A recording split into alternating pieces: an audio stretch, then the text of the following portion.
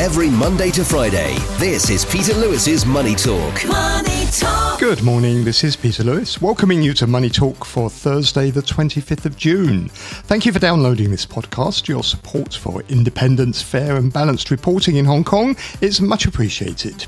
This podcast is sponsored by Surfing Group, which is headquartered in Singapore and offers online financial services to 90 million customers across 10 countries.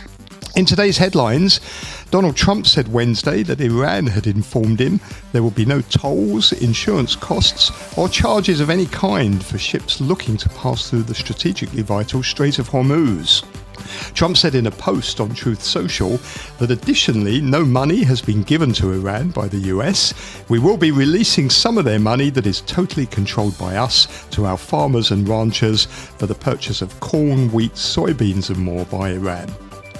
China's Premier Li Qiang used his keynote address at the World Economic Forum's Summer Davos in Dalian to reject mounting international criticism that China's global competitiveness is fueled by heavy state subsidies, insisting instead that the country's strength stems from technological innovation and costly private sector R&D.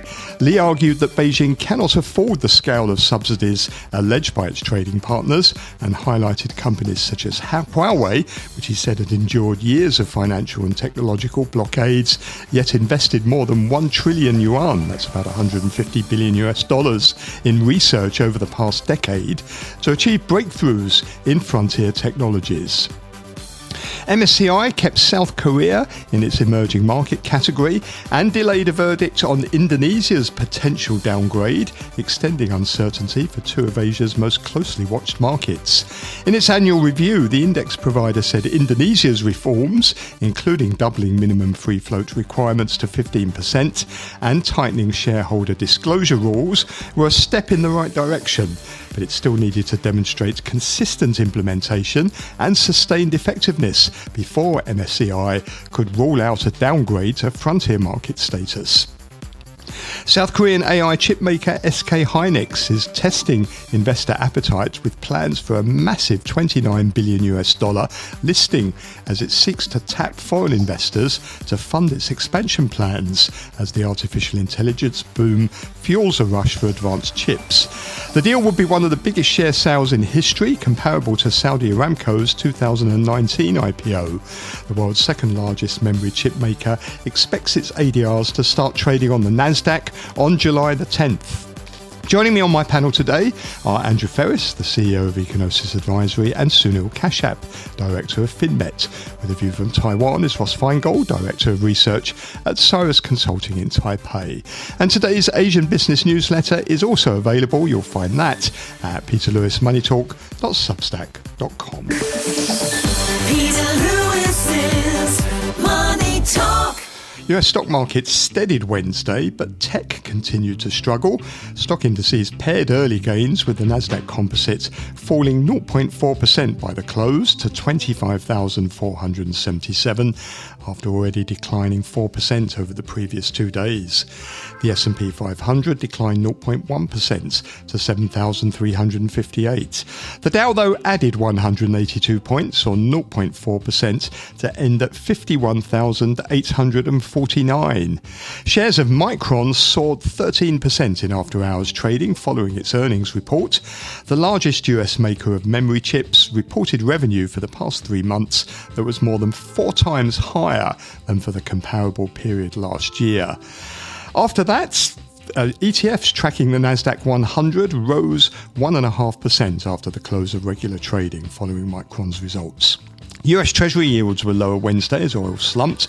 The yield on the policy-sensitive 2-year note was down 5 basis points at 4.15% after hitting the highest level since February 2025 earlier this week, and the 10-year yield slipped 10 basis points to 4.40%.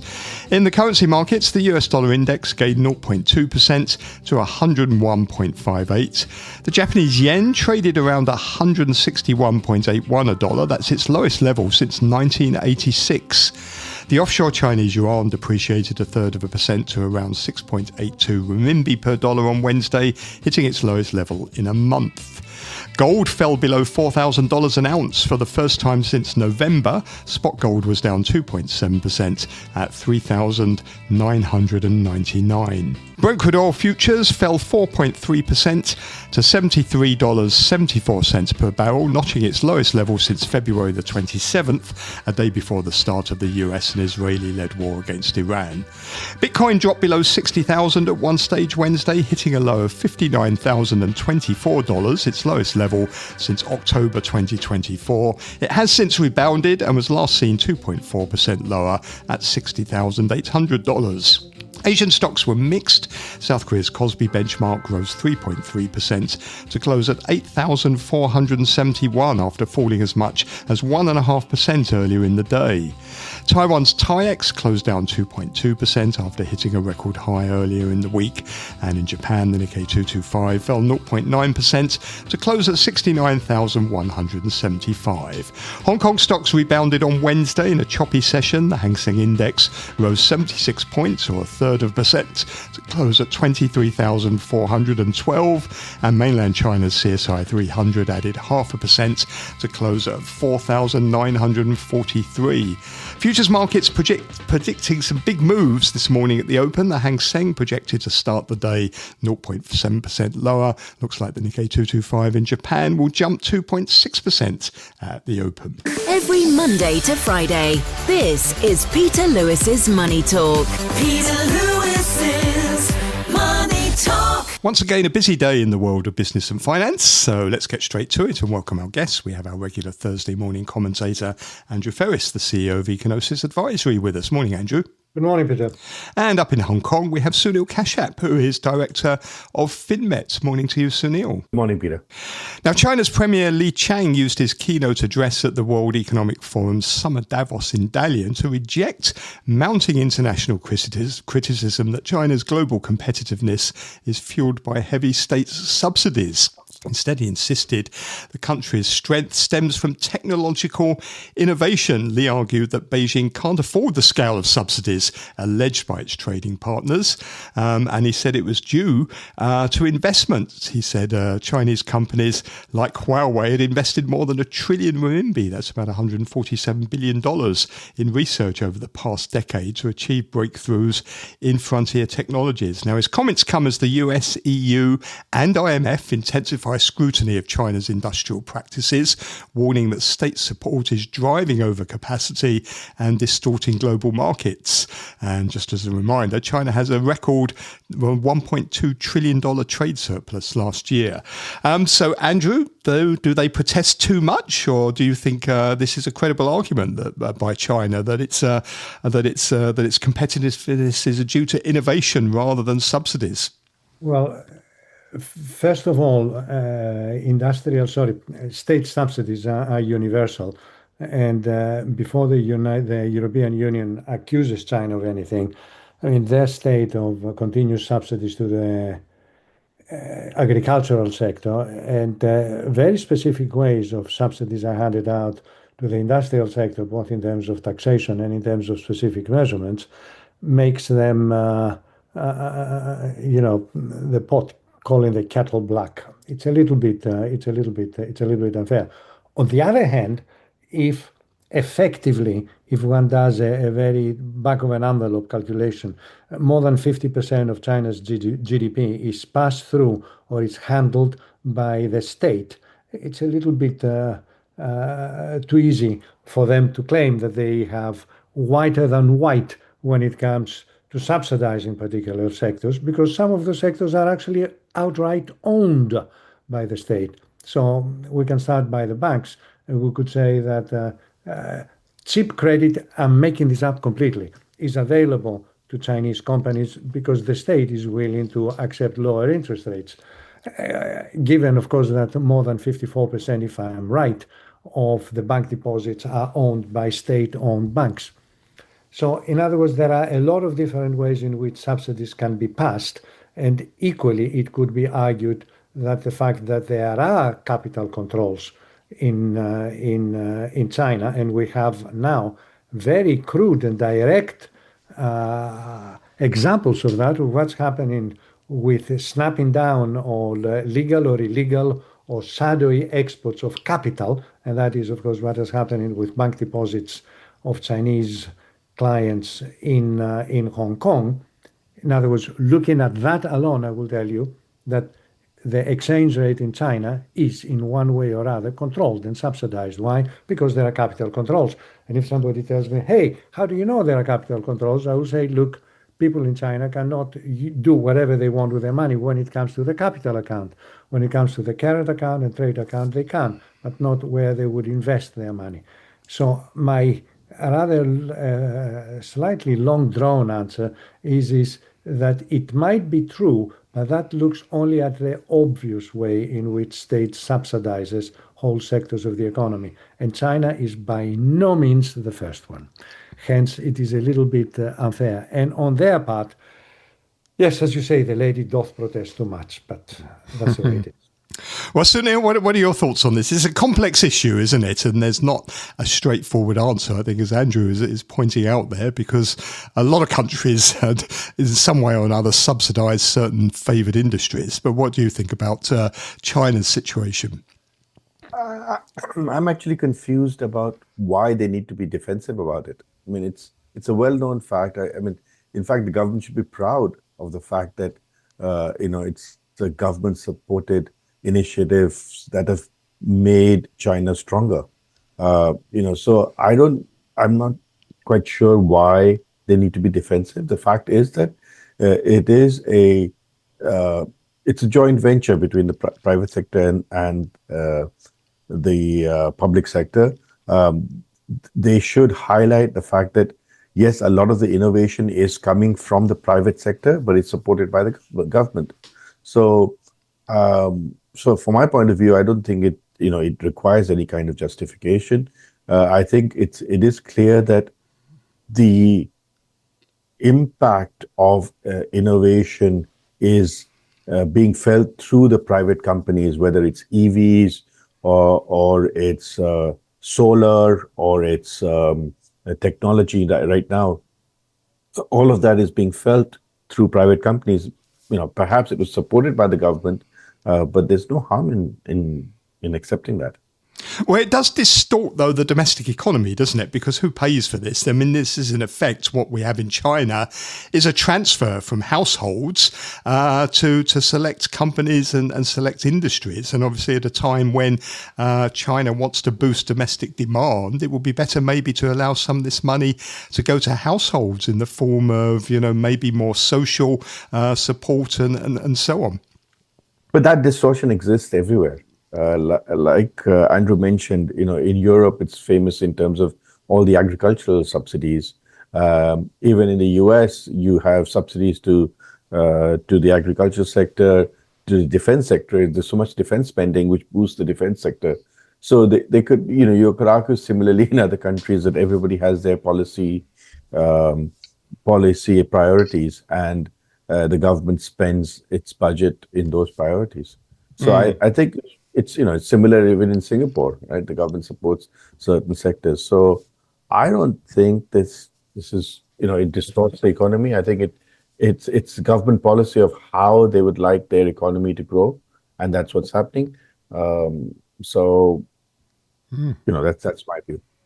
Well, Andrew, in that case, this is the way China's economy works. It has an industrial policy, we all know what it is. And it's a policy which is designed on state support for certain favoured industries, on making sure that they can be very competitive globally, can export around the world.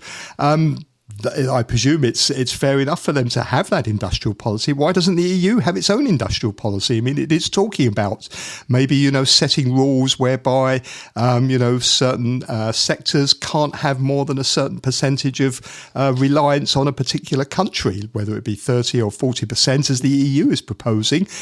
Surely there's nothing wrong with the EU having its own industrial policy as well that protects its own favoured industries, and China can't really complain about that.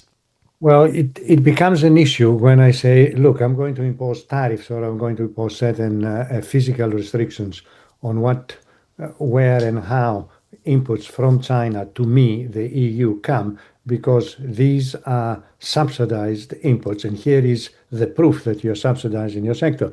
In other words, that thing becomes an issue only when it becomes a part of weaponizing it. In other words, if the European Union said the bologna slicing sector in China is massively subsidized and that hurts the bologna slicing sector in Italy, all right, that makes some sense. But if they simply say they subsidize a lot of their industries and let's leave it at that, but they don't leave it at that, then it becomes an issue, of course.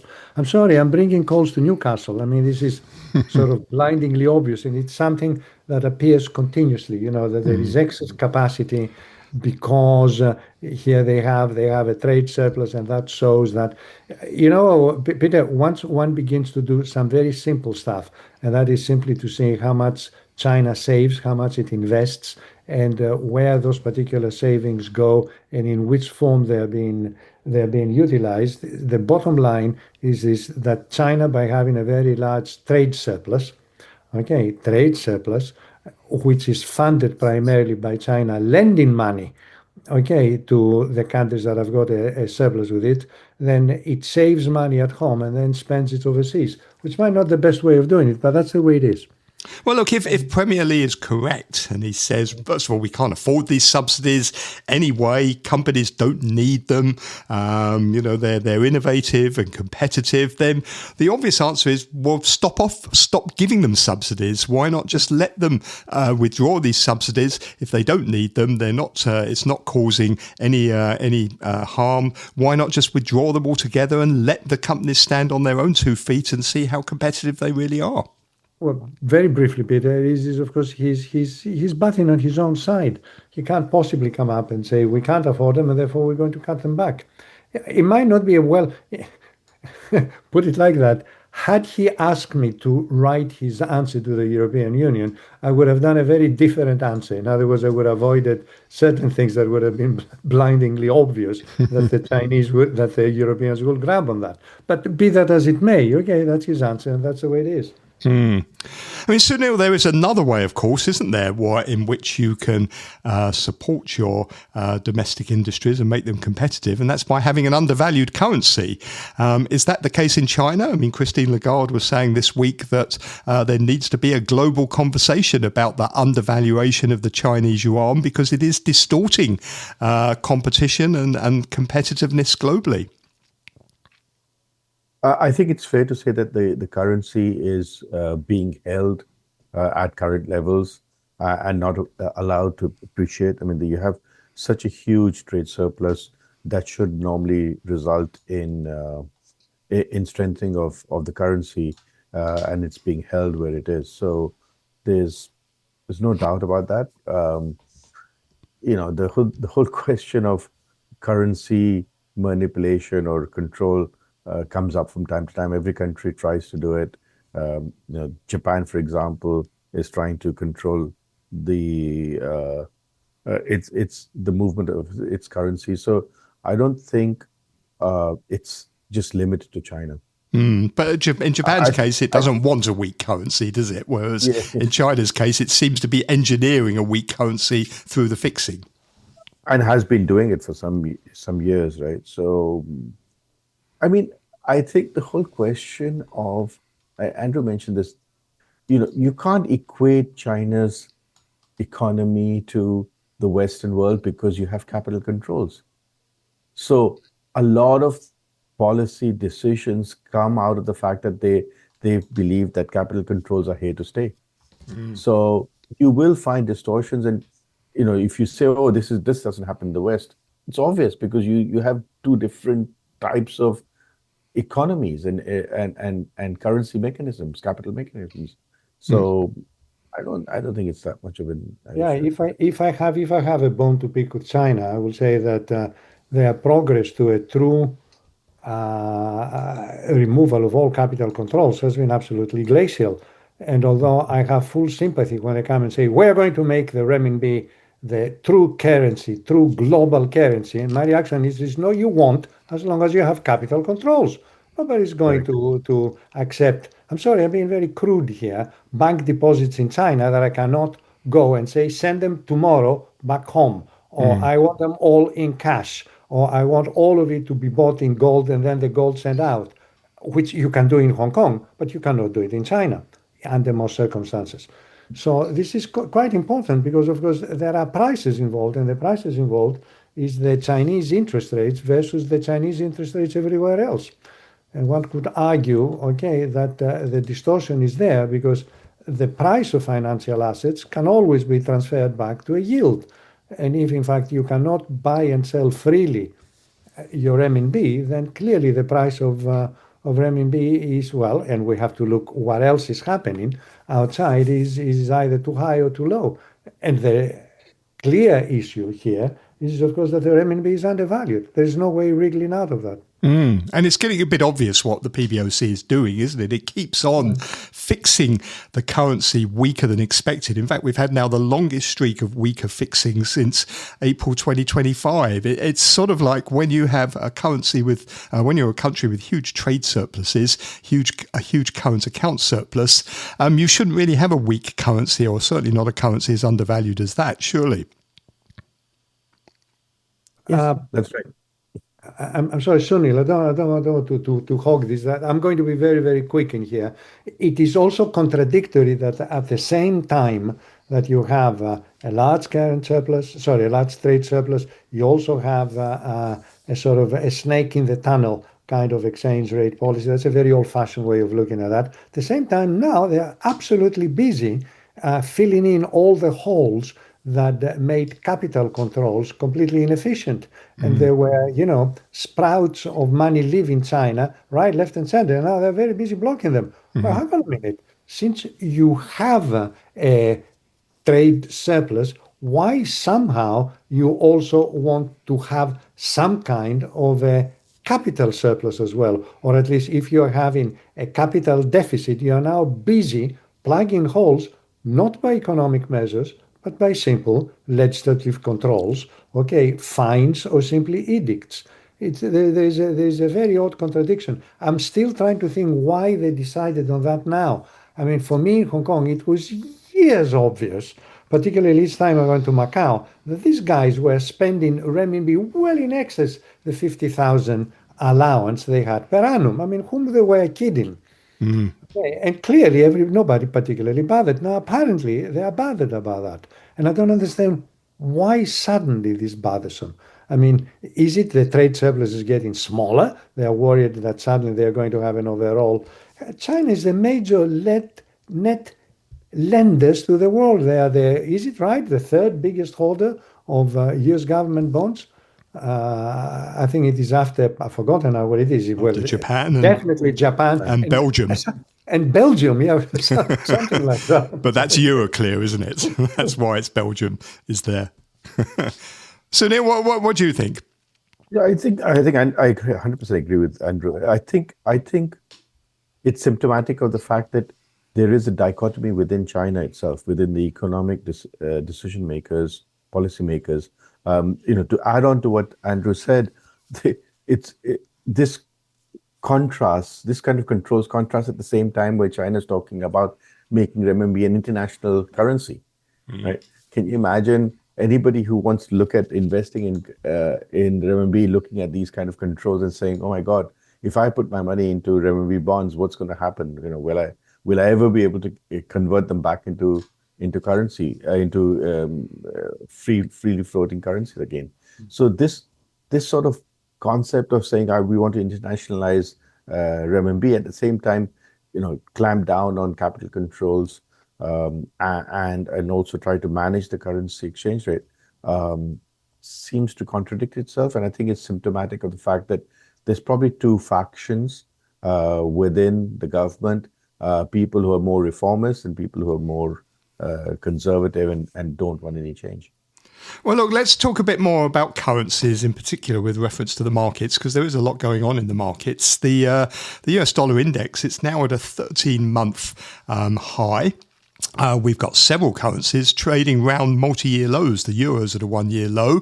The Japanese yen is close to its lowest level now since 1986. We've got several Asian currencies that are near record lows. The Indian rupee, the Indonesian rupiah, the South Korean won is very weak. The Philippine peso is very weak as well. I mean, Andrew, people are putting this down to Kevin Hassett and the Fed talking about getting on top of inflation, but it can't just be that, can it? Maybe that was the reason for the latest sort of leg up, but this has been going on for a year or more now, this the strong dollar and the pressure on Asian currencies in particular. Well, one is the underlying sense that whatever they're saying, they're going to increase interest rates. I'm talking about the Fed, and I completely agree with that. Now, I'd be telling my clients, well, hardly a very quantitatively calibrated forecast, but by the end of the year, we will definitely have higher American interest rates. So, point number one, that is an aspect, okay, of the differential. But then, unfortunately, and this is terribly boring, Peter, and very embarrassing, and I'm going to become like an economist. I will tell you, ask me an economy, and perhaps I will give you a different explanation. I mean, my favorite example is India, okay, where the reason why the rupee became progressively more and more and more weak, it was the contradiction that here is India having quite a good GDP growth, controllable inflation, and floods of money leaving the Indian stock markets with very good reasons. Okay, because there was no sexy stories there. There were no major moves by Modi for further liberalization of the economy, whatever that means. Okay, there were several scandals involving some of the biggest companies in terms of perhaps cooking the accounts. And the story of India was simply saying, well, it's growing well, inflation is okay. And then the question is why should I buy them?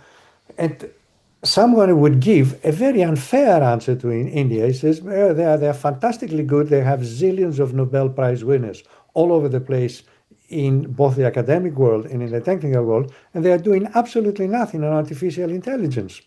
And that's why we're not buying them. I mean, it could be fair or unfair, but there, yeah. So, Peter, I will tell you the reason why the rupee is weak is not that the US dollar is strong, okay, is the fact that there were good reasons why people sold India. Oh, and the same thing has happened with Indonesia, of course. Okay, it was all different aspects of the internal weakness of the economy and the accelerating inflation and so on. So it was not just that. Well, Just the strong US dollar, which incidentally, and I'll stop, is one of the biggest jokes in the world. It says, it is not that the rupee is weak, it's that the US dollar is strong. And I will say, now I know the reason why the US dollar is strong is that the rupee is weak. Thank you. At long last, I saw the light now. Okay. Well, certainly, look, obviously it is, there's two sides, isn't there, to a currency. But we have got in general, and we have had for a while, dollar strength, and we have had for a while, albeit maybe with different reasons in Asia, a whole series of Asian currencies looking very weak. Why is that? I think it was driven, besides what Andrew's saying, in terms of, firstly, of course, US dollar interest is going up. At the same time, the governments in Asia were reluctant to increase their interest rates because they were seeing slowdown, even though they were seeing inflation because of higher import costs, oil import costs.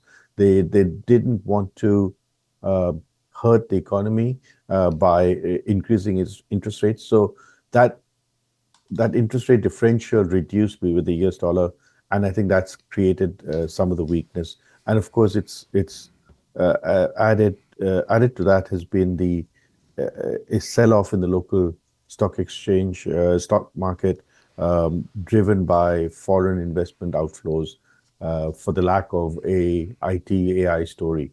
So a lot of the economies have just seen the outflow. It's driven by the fact that people are rotating out of traditional sectors and moving into AI or technology sectors.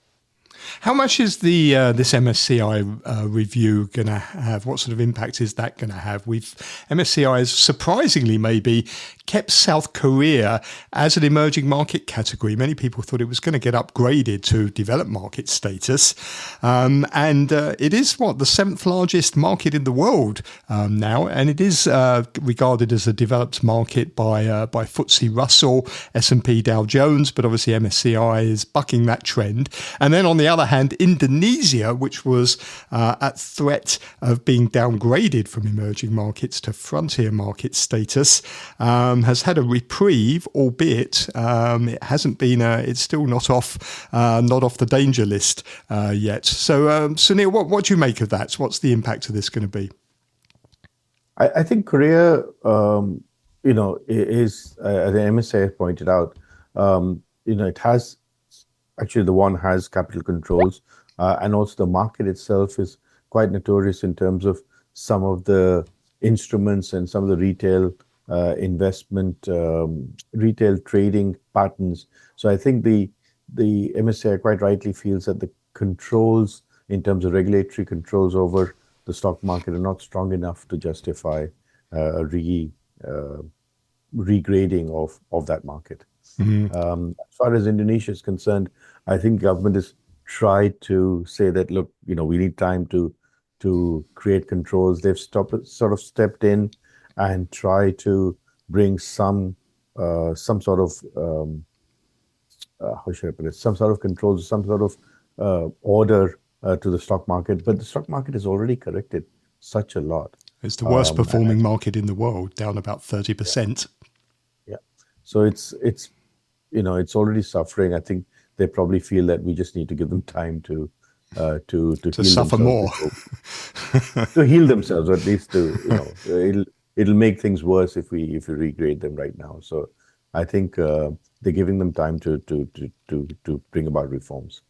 Andrew, what do you make of this MSCI's decision, first of all, to delay Indonesia's downgrade to frontier market status? It may survive, but we'll see over the next few months. And then also not to upgrade South Korea, which many people thought would be a developed market. I mean, you can say that in terms of its size, it's up there with all the big developed markets at the moment. I look at purely in terms of why whenever Morgan Stanley, Capital International, or anybody else changes weights, of course, this has a deep, instant effect to which I think it would have made me the worst investment manager in the world, because people will then need to readjust their portfolios as the change of the weights takes place. So if I'm a manager and I'm having Asian assets, then as the weight in the MSCI changes, then the amount I'm holding of Indonesia should go up or down. And the answer is just because it happens to be in the index. And why on earth should I care about the index? Because unfortunately, I'm going to be judged in terms of my performance of my portfolio versus the index that now contains a different weight of Indonesia to the one that I'm having. You see what I mean? Because my reaction would be to say, good, that's what MSCI, I'll try that again slowly, Morgan Capital International thinks, but that's not what Andrew Freris thinks. So I'm leaving my holdings exactly where they are, and therefore I underperform. Peter, I sometimes I do despair on those things, because the question was it right or wrong? Was it, oh, blast, now we will have to readjust our portfolios? I mean, when it comes to South Korea, maybe the MSCI is perhaps the least of the worries. What we should be more concerned about is the huge volatility we're now seeing in the South Korean stock market. It's sort of like down 10% one day, rebounds 3% the next day. Volatility at a record high. You've got retail investors all in on the market using borrowed money to buy leveraged ETFs on single stocks. I mean, this is surely a much bigger worry, isn't it, than MSCI? Maybe they're right not to upgrade it to developed market status under the circumstances. I could not agree with you more, particularly because in the case of Korea, it's all related directly or indirectly, correctly on the artificial intelligence. So in other words, we stopped worrying what Elon Musk is doing, and now we worried what Korean chip makers are doing. And I'm not quite sure whether this is equally right or equally wrong. But it was very interesting to see that an Asian market outperformed massively the S&P, but by tens and tens of of basic points. If my clients had put all their money at the beginning of the year in Korea as opposed to S&P, they would have been better off. But I forgotten now, 60% returns. More than that, 100% so far this year. Exactly. Well, I'm just giving you a slightly more balanced view. Yeah. I mean, Sunil, final thoughts from you. I mean, should we be worried about what's going on in South Korea? I mean, this sort of volatility is not normal, is it? And it normally presages maybe worse things to come. I think it's also driven by the fact that there's so much concentration, right, in Hynix and Samsung. So if anything happens there, if something happens to the chip sector in the US, the proportional impact on the KOSPI is much more because these two stocks get affected. So I think that's one of the reasons why you have this distortion. Thank you both very much. Have a great week and a great weekend coming up as well. You heard there Sunil Kashyap, who is director of Finmet, and Andrew Freris, who is the CEO of Ecognosis Advisory. Peter Lewis's Money Talk. It's time now for our regular updates from Taiwan with Ross Feingold, who is director of research at Caerus Consulting in Taipei. Morning, Ross. Good morning.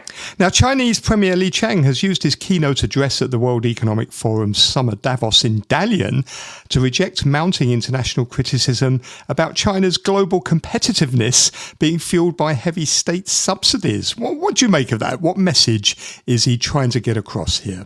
I think there's two messages. One, he's just happy people are showing up and participating in a China-led multilateral platform. Of course, that has significant diplomatic and political value, pushing back against Western-led multilateralism, or, of course, China now likes to say that they're the champion of multilateralism, and the United States has ceded that role. So just the fact that the event is going on and important people are there, that's in many ways, that's a win for China. But of course, China wants to push back against criticisms about its economic policies. And there's certainly mounting criticism in the European Union recently. I mean, that's a long-running problem. It's not new.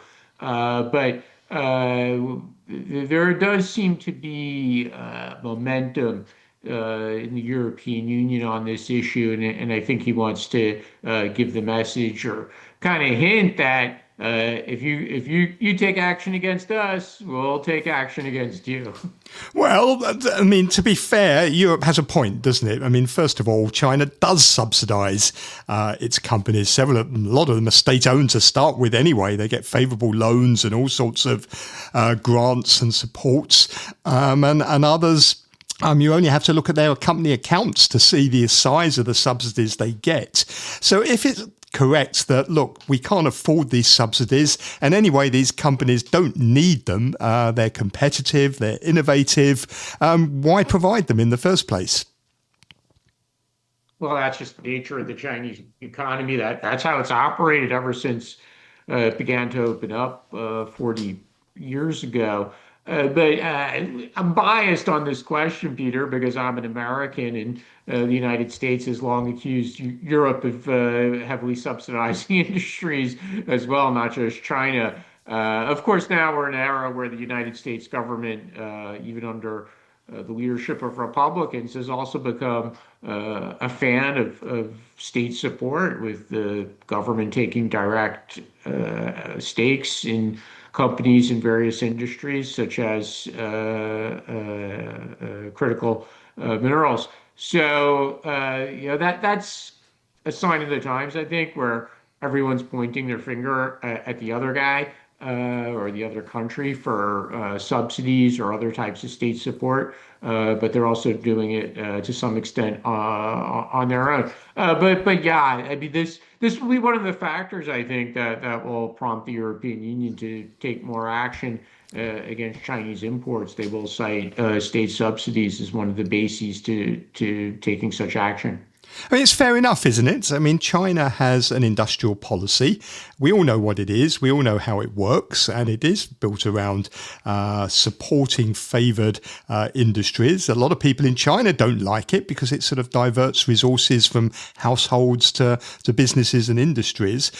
So what's wrong with the EU having its own industrial policy, which says, for example, we can't have supply chains totally dependent on one particular country, and therefore there's going to be a maximum amount of components that can be sourced from one place in critical industries like, electric vehicles and so on. Is there anything wrong with the EU doing that and having its own industrial policy? China can't really complain about that, can it? Well, they will. I mean, that's just part of the back and forth that occurs among countries, or in this case, among trading blocs, such as the EU, with its major trading partners, whether it's China or the U.S. Your points are all valid, but should the EU take action against China, China's not going to remain quiet and be happy about it. There will be retaliation. And the parties will have negotiations, and there'll be higher tariffs or restrictions, and counter tariffs and counter restrictions, and ultimately costs to consumers will probably go up too. Yeah, I mean, it always does, doesn't it, once you have tariffs and restrictions? How close is China coming to maybe achieving this innovative nirvana that it describes, and perhaps even getting ahead of the US on AI? Treasury Secretary Scott Bessent seems worried about that. He says the greatest risk posed by artificial intelligence isn't job losses or safety concerns, but the possibility of China overtaking the United States. Well, one thing that's really interesting about Treasury Secretary Bessent is how much he's grown into the role of warning about China and China's economic or technological power. It reminds me a bit of Secretary of Commerce Raimondo under the Biden administration, who was a governor before she became the Secretary of Commerce, but then really grew into this role of warning about China's economic power and specifically its technological capabilities, and that's why she was the lead person on things like the CHIPS Act. But one thing we know, because we're based here in this part of the world, is, I mean, we see just from media reports, for example, or anecdotally from people we know in relevant industries, China's capability to innovate and to implement robotics on the factory floor, for example, or autonomous vehicles on its roadways, the ability is extraordinary.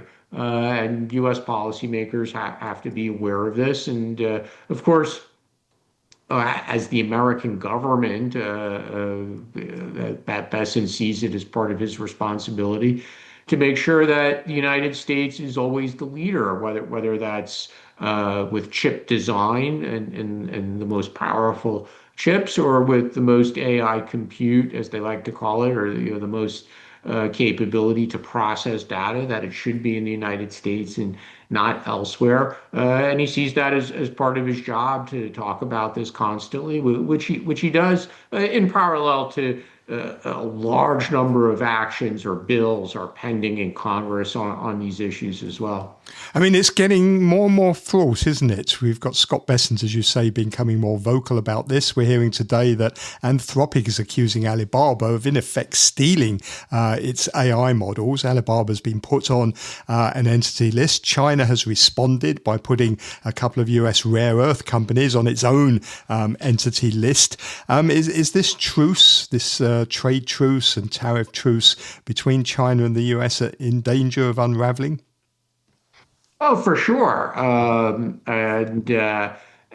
think for President Trump, at least at the moment, he sees I'll call it like a safe space for bilateral trade, and that's on things that don't generate national security or competitiveness concerns, like agriculture. It's safe to send U.S. soybeans or beef or wheat to China, and especially as long as China buys it, pays cash there isn't much of a risk there. Same thing with Boeing aircraft. And a few other exports like LNG, for example. But I do think President Trump hears the warnings, whether that's from his cabinet members like Treasury Secretary Bessent or members of Congress. And this war, this technology war between the two sides will continue. There will be dueling restrictions. As I said, there are several pending measures in Congress. Some of those are going to pass, and President Trump will sign them into law. So this situation will become more intense, I think, in the coming years. And President Trump, at the moment at least, he seems to think it can run in parallel to trade within the safe space. But we'll ultimately have to wait and see how China responds. Now, where do we stand on the Middle East conflict? Donald Trump was saying yesterday that Iran has assured him that there won't be tolls on the straits, not insurance costs, tolls, charges of any kind, he says. Also, he says no money has been given to Iran or released to them. It's going to control access to frozen assets, and it will only be released to American farmers and ranchers so that Iran can purchase food like corn, wheat, soya beans and more. It does seem, doesn't it, that he's partly saying this because there is quite a lot of criticism mounting in the US about he's given too much away to Iran. Certainly, he's sensitive to the criticism, and the one thing he absolutely doesn't want is to hear, or for pundits or members of Congress to say that it's a worse deal than Obama got in 2015 under the JCPOA. So President Trump is extremely sensitive to that. And whatever the actual details are, or how these mechanisms will work for the release of frozen assets, again, he wants to be very, very careful that he doesn't agree to anything that would open him up to accusations that he got a worse deal. Because then people say, well, why did you exit the deal back in your first administration? Why did you launch the war only to get an outcome that's approximately the same as the Obama JCPOA? So he's very careful about that. And the other negotiations are ongoing. I think there's been a little bit of a rush, in my opinion, to make the accusations that he's got a bad deal or a worse deal when we don't really know what the final deal will be. We could talk about the terms of any interim agreement during the ceasefire, but ultimately the key thing here is what are the details of the final deal. And as unfortunate as it is, we have to remember that President Trump is still basically threatening to resume hostilities if he doesn't get the deal that he wants. So there is that possibility that hostilities could resume. Surely that's not going to happen, is it? I mean, Congress doesn't seem to be happy to authorize the war, and it wants American troops brought home. Politically, I think President Trump would be really reluctant to resume hostilities before election day at the beginning of November. So if it looks like the deal won't be completed within the 60 days, I think it's more likely that President Trump would seek an extension. Then, of course, Iran would have to agree to that. But the resolution that passed Congress, to be frank, I don't think that would stop the Trump administration from resuming hostilities. I think basically they would ignore it. Some would say that could cause a constitutional crisis. But this really hasn't been truly tested in practice or in litigation in the courts, whether or not Congress could via a resolution actually stop the administration. It doesn't matter who the president is, and at the moment it's Trump. But the constitutionality of that process, it is open to debate. And I do think that if necessary, the Trump administration, and necessary in their view, the Trump administration would ignore it and resume hostilities. Well, what about oil prices? Oil prices have now fallen back below to where they were at the beginning of the war, but Trump's not happy. He's basically accusing the big oil companies of not dropping their prices at the pump commensurate with that. He says these prices are dropping like a rock, but customers are being gouged. Well, what can he do? You can keep criticizing them, and I think at some level, of course, these companies are sensitive to criticism from the president, no matter who the president is. But this is a president who's shown a desire to take targeted action against companies or institutions, in the case of universities, for example, keeping in mind that these companies are always ongoing mercy or at the mercy of the federal government over permitting issues for new projects, for example, investigations, safety investigations, environmental investigations of their existing facilities or oil fields. So they are certainly immune to this they're not immune to the criticism. But experts warned about this over the course of the war, and when it looked like the two sides were in ceasefire talks or potentially reaching a deal, experts warned that it would take a long time for the price at the pump, basically the retail price in the United States, to come down, even if the market price in the global trading hubs came down. And it turns out, at least at the moment, they were correct on that. The price at the pump, it did not drop immediately, even if there was a price fall among market participants in the trading hubs. And one of the reasons for that, surely, is because there's so much tax on petrol prices at the pump. There's federal taxes, there's local state taxes. That all adds to the cost as well. Certainly, but just delivering it, it also is an issue. You got to get the oil to you got to get it out of the ground and you got to ship it and refine it, of course, and distribute it. And until that happens on a global basis, not just domestically in the U.S., you're not going to see the price fall at the pump. That's Ross Feingold, who is Director of Research at Caerus Consulting in Taiwan. You're listening to Peter Lewis's Money Talk. Money Talk. Thank you for listening to Money Talk this morning. Do please take a look at my newsletter at peterlewismoneytalk.substack.com. There's more information on Asia's business and finance news there. I'll be back tomorrow when I'll be joined by Francis Lund, the CEO of Venture Smart Asia, and James Wong, the CEO of Almagest Asset Management. And with an update on global markets is Mike Gibbs-Harris, Director of MGH Asset Management in Wellington, New Zealand. Have a great day. Money Talk